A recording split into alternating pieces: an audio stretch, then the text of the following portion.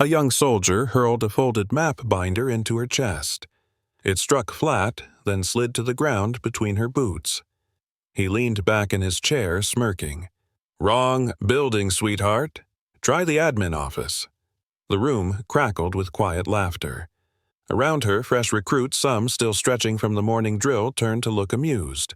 Clipboard girl. The one with the soft hands. The kind who types reports, not commands squads. She didn't pick up the map. She didn't look at him. She stepped forward, calmly, boots soft against the concrete floor.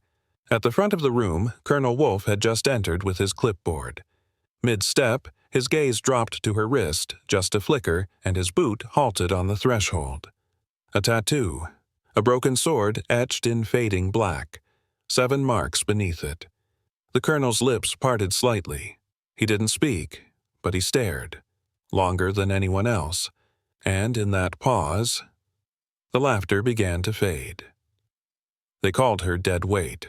But that day something cold moved through the room, and it had nothing to do with her silence. The map stayed on the floor. She didn't touch it, didn't look back. She walked to the last row and sat. No words, no glance. The room was still settling, boots, stretched shoulders, quiet murmurs. Colonel Wolfe entered with a clipboard. Mid-stride he paused, just for a beat. His eyes drifted toward her wrist again. Then he spoke. "Welcome to Echo 17, he barked, voice firm, but lacking bite. The German recruit buzzcut, cocky, leaned back and grinned. "Clipboard girl," he muttered to his buddy. "Probably here to audit our bullet usage." Snickers.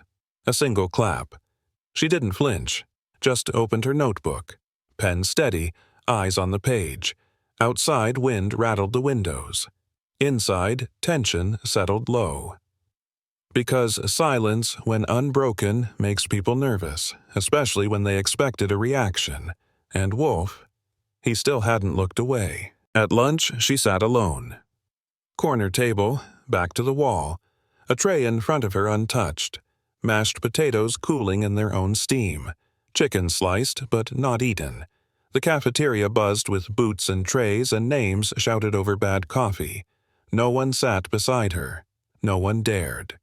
Tyler Ross strolled by with his squad loud, full of swagger. He banged his tray down at the next table and leaned back. "Paper soldier," he said. "Bet she's taking minutes for today's war." Laughter followed like a reflex. Forks paused mid-air. Madison didn't move. She picked up her fork, slow and steady, and took a bite. One chew, then another. Eyes down. Nothing on her face but focus. Like the noise around her wasn't real, but someone watched from across the mess hall, not with amusement, but with caution. Colonel Wolfe. He stood by the exit, arms folded, still staring at her wrist. He hadn't spoken a word about it, but he hadn't stopped looking either. The next morning brought fog thick enough to blur outlines. Perfect for a navigation drill. Squads were assigned. Compasses, no GPS. Just forest. Time limit, 60 minutes. Madison was paired with Lars, a Dutch recruit with the voice of a foghorn and the patience of a matchstick.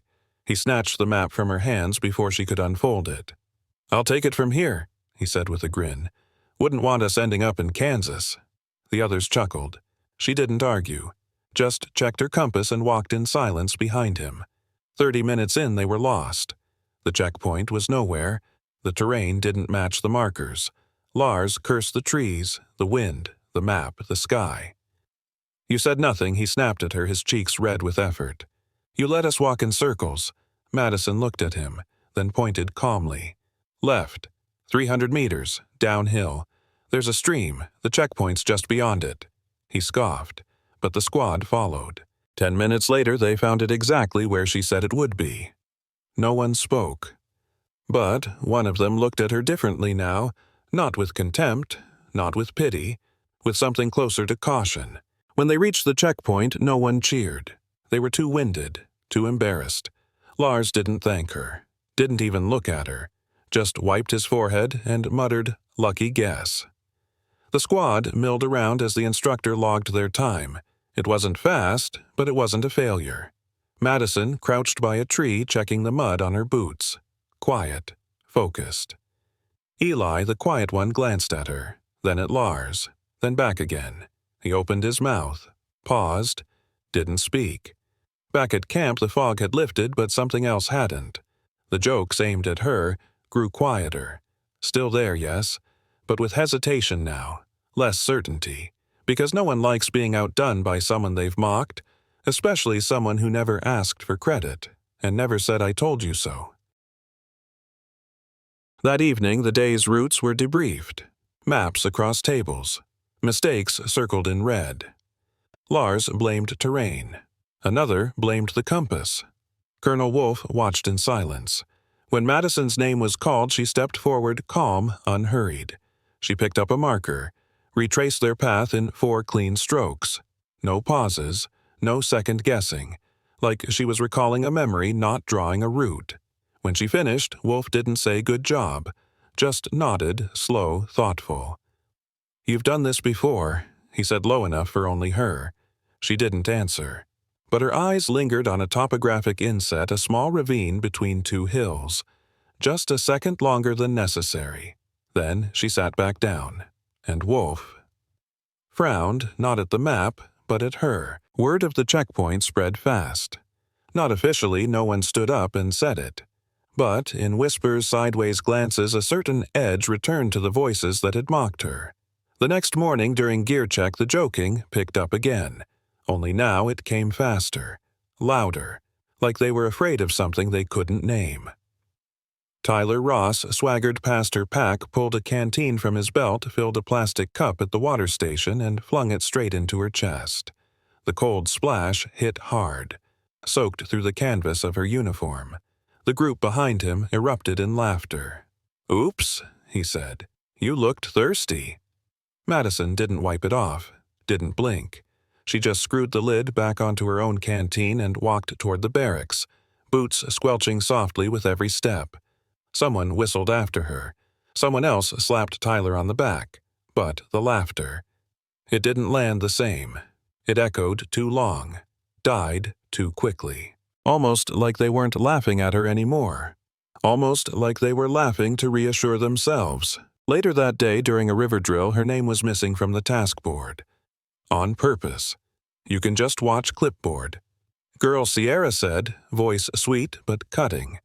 When Madison stepped forward anyway, they shoved a heavy plank into her arms. "You dropped that we're swimming." She didn't drop it. She stepped into the mud. Arms trembling, boots slipping. Halfway across, someone bumped her. Accidentally. The plank fell. Sank. Madison. She climbed back, soaked and silent. Picked up another plank. Started again. No words, no glance, but the way she looked across the river. Even Sierra turned away. By the time they finished the drill, the sun had dropped below the tree line. The others were laughing again, that forced, uneasy kind. Mud on their boots, pride in their voices. No one mentioned the second plank. No one acknowledged the bruise blooming beneath Madison's collarbone. She sat alone again that night, drying her socks by the barracks heater. Her hands were steady, her silence louder than ever. The next morning, during logistics training, the squads were tasked with moving crates to a supply truck under time pressure. Madison worked quickly, efficiently, no wasted motion, until Vincent, tall, smug, and looking for attention, sauntered over with a box he pretended to help with, and accidentally dropped it. It hit the dirt hard, burst open. Bandages, ration packs, and surgical gloves spilled into the mud. "Oh no," Vincent said. "Looks like someone can't handle the heavy lifting." Laughter again, but it died faster this time. Madison didn't respond. She knelt, picked up each item one by one, wiped the mud from the labels, packed them back in silence. Vincent stood above her like he'd won something. But when she rose, crate in hand, shoulders square, he stepped back without realizing why. Not because she said anything, but because she didn't. That night a storm rolled in. Light rain tapped on the tin roofs of the barracks. Madison sat under a dim bulb, polishing her boots, same rhythm, same silence. Across the room, a few recruits played cards. Someone crumpled a sheet of paper and tossed it under her bench. A crude drawing her face, crying a pencil behind her ear. Below it, a broken sword. Laughter flickered. Hesitant. Not bold, not real. She picked up the paper, looked at it for just a second, then folded it once, twice, and tucked it into her front pocket, and kept cleaning her boots. Not a single word left her mouth, not even a look. And maybe that's why no one said anything after. Not even Tyler. 2 days later, the entire unit assembled for a tactical simulation. Urban siege scenario. 1 team defends. 1 attacks. Split-second decisions. No second chances. Madison was assigned rear command. Backline strategist. Eyes on the map, voice in the comms. A desk job in the middle of a war game. When Tyler heard, he barked a laugh. "She's gonna get us all killed from behind a clipboard." The blue team wasn't thrilled either. "She's not command material," muttered a stocky corporal from Boston. "She's admin with boots." But when the first shots fired and chaos unfolded, Madison's voice came through, calm, direct, sharp. "Alpha Squad, pull east. Bravo, flank through the market. Charlie, hold the fountain. Now." At first, no one listened. Then they did. And 3 minutes later it was over. Red team was wiped, ambushed, trapped, outflanked. The instructor blew his whistle. The blue team stood in stunned silence. The corporal turned to her, still breathing hard. "Where the hell did you learn that?" She laid the clipboard down. "In the woods," she said. With no map. And for a moment, no one had a comeback. Not even Tyler. After the sim, the room shifted. Not with noise, but with silence. The instructor called for debrief. Projector on. Every move tracked, every command logged. On screen, Madison's voice played back clean, unemotional, unwavering. Each order aligned with the simulation clock to the second. Then came the data. Success rate 98%. 0 casualties. 3 coordinated flanks. 1 strategic repositioning before Red could react. The instructor stood motionless, hand on his chin. "I've only seen this kind of precision once before," he said. Didn't say where, didn't say when, but his eyes lingered not on the map, not on the board on Madison's left wrist. She sat still, arms crossed, not a word. One of the new recruits leaned over to another and whispered, "That mark, that tattoo, you see it?" The other nodded, hesitant. "Saw something like it in a file once. Blacked out op. Top shelf." Neither said her name, but suddenly no one was laughing anymore. Not even to themselves. Later that night, the whispers shifted. Not jokes, just questions. Where did she train? Why does Wolf keep watching her wrist? In the barracks, someone finally said it quiet, almost afraid. Black Ridge. Silence followed. Someone scoffed. "That's just a story. A ghost op. No survivors," another muttered. Then came a third voice lower. "Then why is she here?" No one answered. Across the aisle, Madison tied her boots, same knot, same rhythm. She paused. Not when they said her name, but when they didn't. Because sometimes silence around a word says more than the word itself. 2 days later, the sky turned gray over the range, a sniper challenge. 5 moving targets, 700 meters, simulated wind sleet and cold. Tyler hit 3. Pierre managed 4, barely. Then they called her name. A few groans. Someone muttered, "She'll choke." Madison stepped forward. No gloves, no comment. She laid flat, adjusted the scope, breathed in, and fired. 5 shots, 5 hits, dead center. Timer read 11.4 seconds. Silence dropped. Near the back, someone whispered, "That's Black Ridge numbers. They scrapped this test in 2019. The instructor stared at the monitor. Didn't blink, didn't speak. Madison stood, slung her rifle over her shoulder. "I'm used to the wind," she said, and walked off. This time, no one looked smug. Because in that moment they realized they weren't testing her anymore. She was testing them. After the sniper test, no one spoke her name for the rest of the day. Not mockingly, not at all. At dinner, the usual crowd gathered. The noise was there, Trays, chairs, boots, but thinner now. Like something had been pulled out of the room and no one knew how to put it back. Tyler sat with his team but didn't fill the silence like he used to. Vincent pushed his food around without eating. Pierre, the loudest of them, didn't say a word when Madison walked past their table.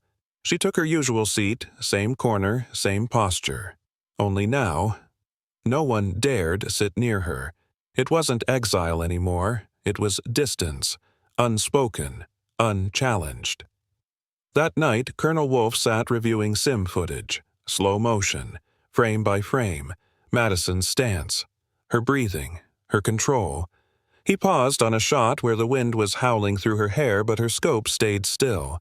He leaned back, rubbed a hand over his jaw, then spoke quietly to no one. She's not trained for this. Beat.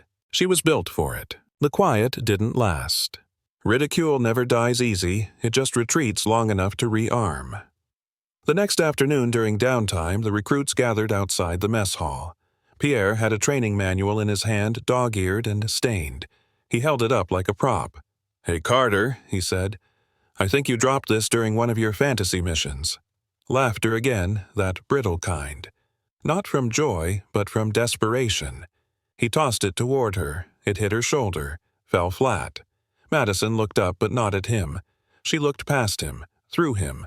Then just loud enough to carry, she said, "You talk a lot for someone who died in 10 seconds yesterday." Silence. Pierre froze. The grin flickered. Tyler raised his eyebrows. Vincent looked at the ground. No one laughed this time. Madison bent down, picked up the manual, and handed it back to Pierre. "You missed a page," she said. Then walked away, the gravel crunching beneath her boots. And behind her for the first time, they let her go without a word. 2 days later came the field integrity drill. Rifles, radios, gear. Each recruit was responsible for their squad's equipment, and each mistake would cost points. Dragos, compact loud, always smirking, strutted over to Madison's gear during prep, picked up her rifle, flipped it once in his hands. "Let's see what the paper soldier's packing," he said. He gave the trigger guard a flick, just enough to rattle something loose. She saw it, didn't stop him, just watched. Then without a word took the rifle back and set it down on the table. Later that afternoon, in a live movement, Sim Dragos' squad took position on a ridge. First contact, return fire. He squeezed the trigger. Click. Nothing. The rifle jammed. Chaos behind him. His squad exposed. Instructor yelling for a halt. Inspection was swift. Diagnosis clear. Missing tension screw in the trigger group. His own weapon. His own mistake. The instructor's voice dropped low and cold. "You tamper with your weapon, you risk your life. You risk your team." Dragos stood still. No smirk now. Behind him, someone muttered, "He was messing with Carter's gear this morning." All eyes turned. Madison. She was already walking away, moving to the next station, her rifle slung clean over her shoulder, and though she never said a word, Dragos never touched her gear again. That night, Dragos packed in silence. No announcement, no ceremony. By morning, his bunk was stripped clean. The rumor transfer request approved. Instructor signed. Squad recommended. No one argued. His teammates had already stopped talking to him, and Madison. She didn't acknowledge his absence, didn't so much as glance at the empty bed, but something shifted in the barracks that morning. A line had been crossed not by her, but by them.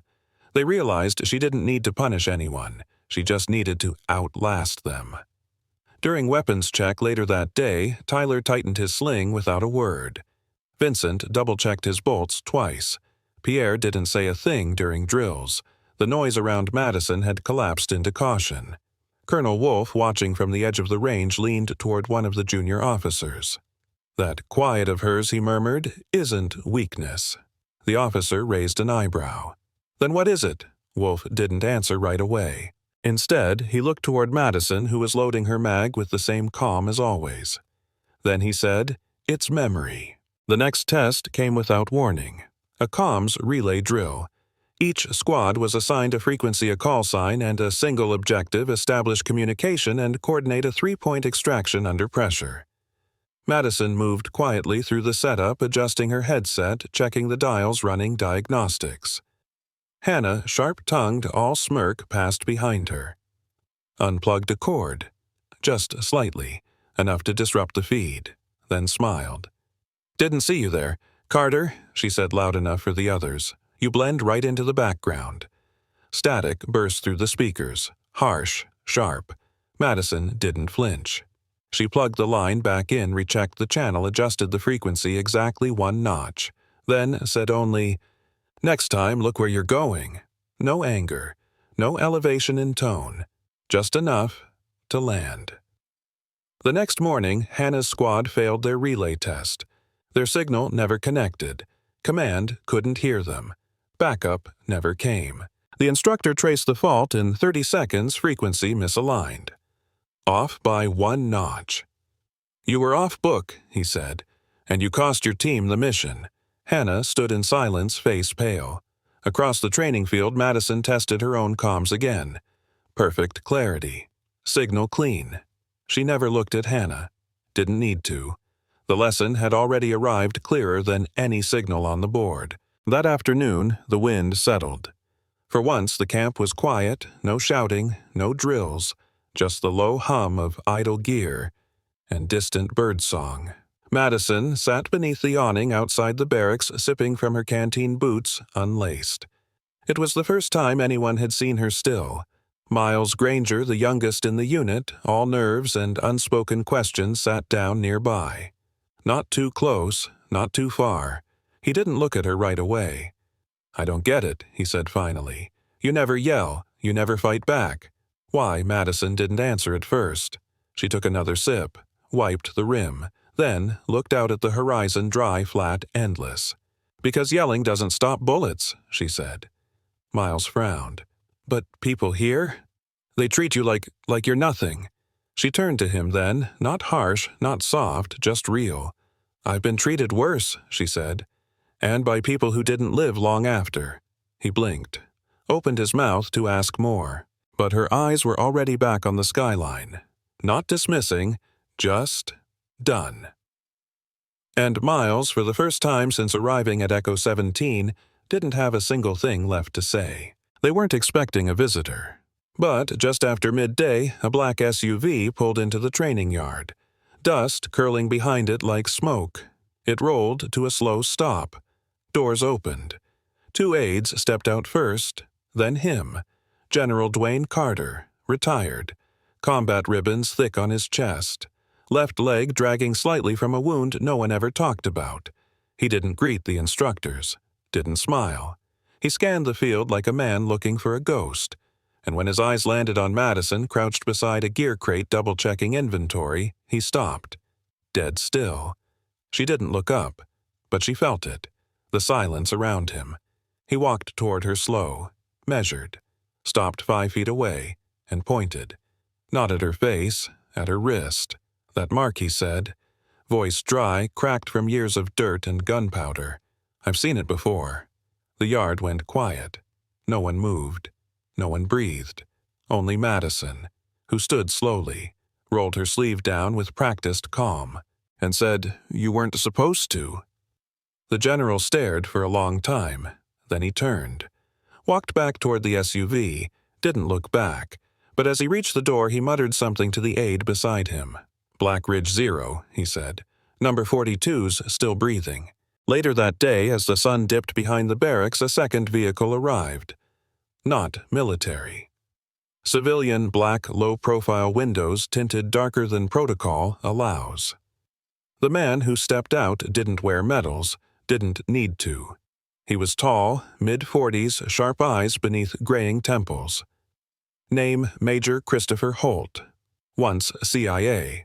Now Strategic Observer. Everyone knew what that meant, and no one ever asked. He moved with quiet efficiency through the compound, ignoring salutes, brushing past junior staff. Stopped near the maintenance shed where Madison was cleaning her rifle. She didn't stand, didn't look up, just kept running the cloth down the barrel, slow and methodical. He saw the tattoo before she spoke. Broken sword. 7 etched lines. His breath caught. He whispered it almost involuntarily. Manual kill count. He stepped closer. Warrior number 42, he said. Black Ridge 0. Madison looked up. No expression. Just silence. For a heartbeat, they stared at each other. Not as strangers, not as soldier and superior, as two people who had walked out of places others didn't. He gave a single nod, nothing more. Then turned, walked off, his shoulders a little stiffer, like he was carrying something new now. Behind him, Madison reassembled the rifle piece by piece without ever looking away.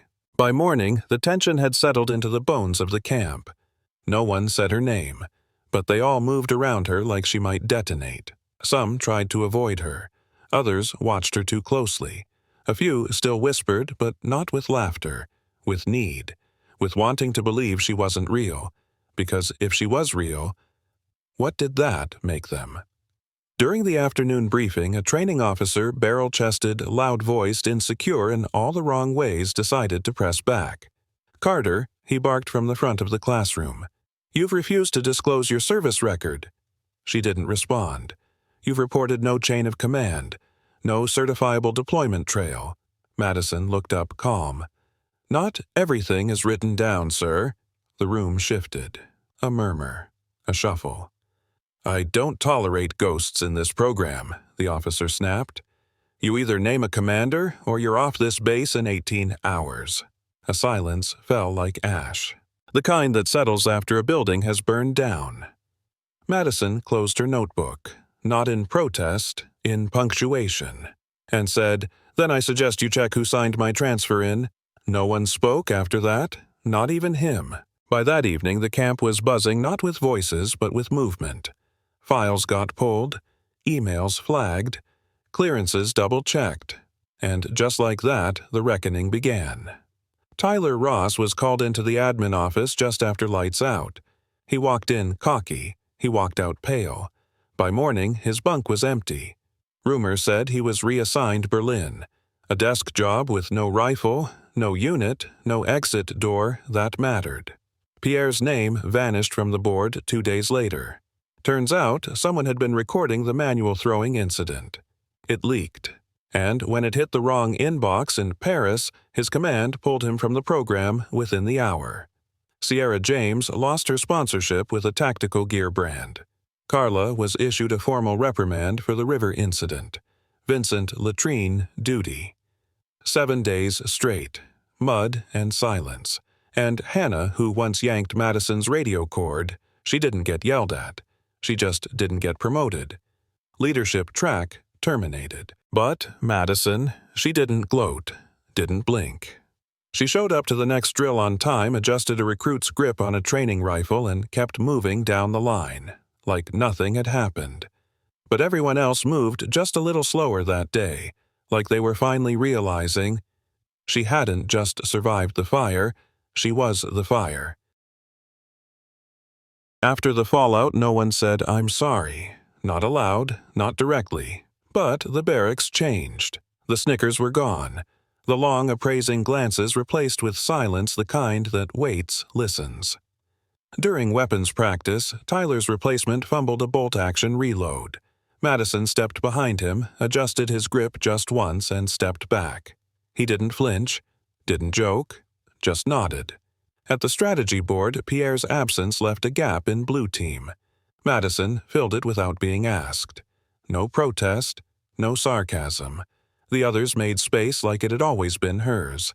Even Sierra, once all sharp elbows and dismissive grins, approached her after drills, voice lower than usual, eyes not quite meeting hers. "You really from there?" she asked. "From Black Ridge." Madison didn't blink. "If I told you yes," she said, "would it make you feel safer or worse?" Sierra opened her mouth, then closed it. That night, Madison sat alone again. But this time it wasn't exile. It was distance. The kind you give someone not because you dislike them, but because you don't quite know how to stand beside them anymore. The transformation didn't happen overnight. It didn't come with ceremony. no salute, no title change. But it was there, in how they watched her now.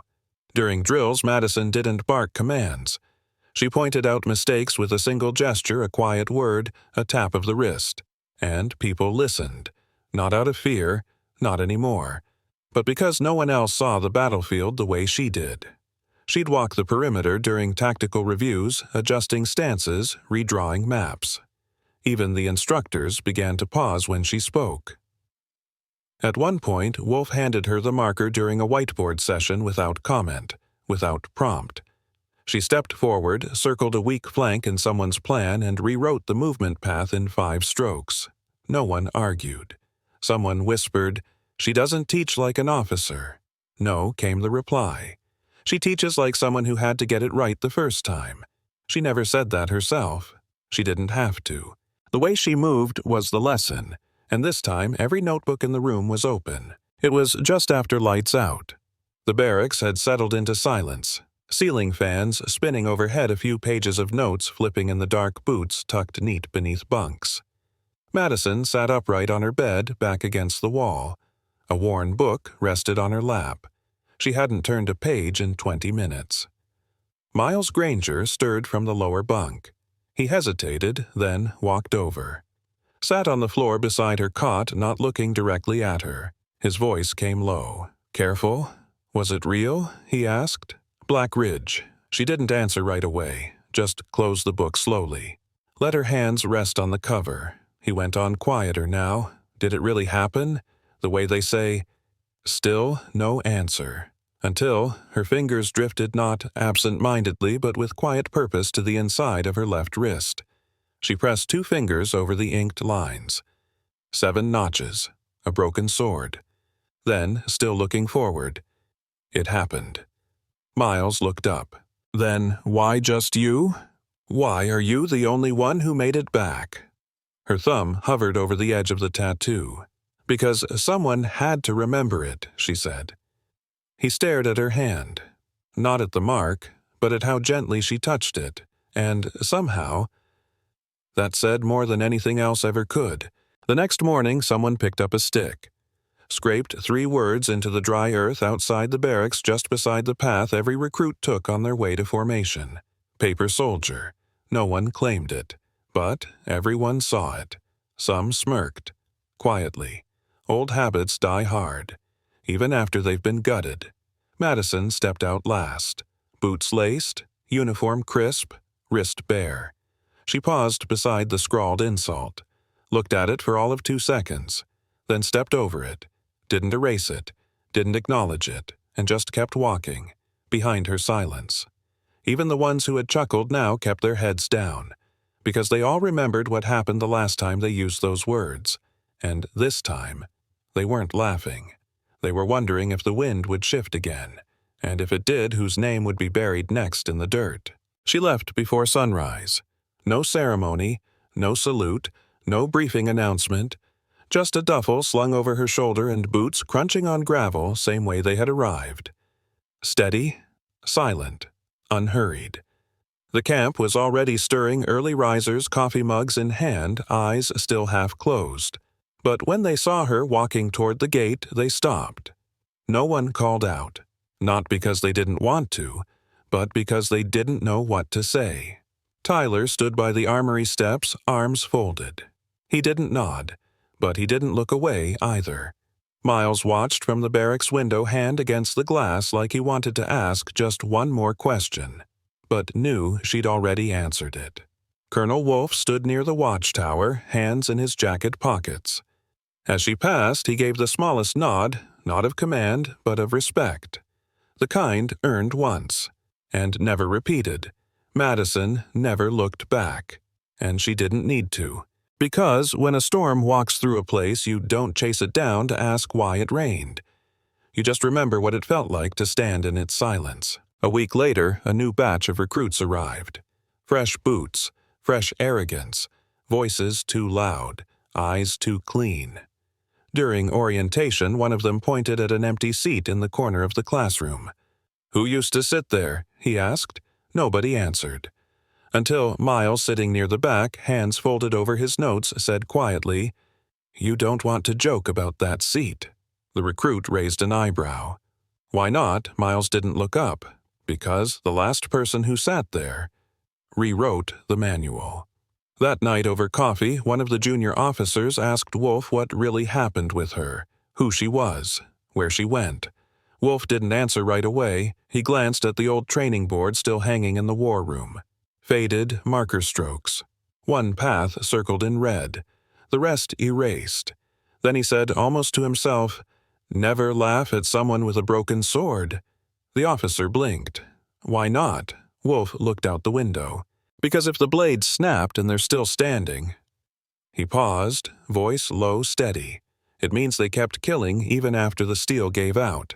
And in that moment, the story didn't need to be retold. It had already become legend.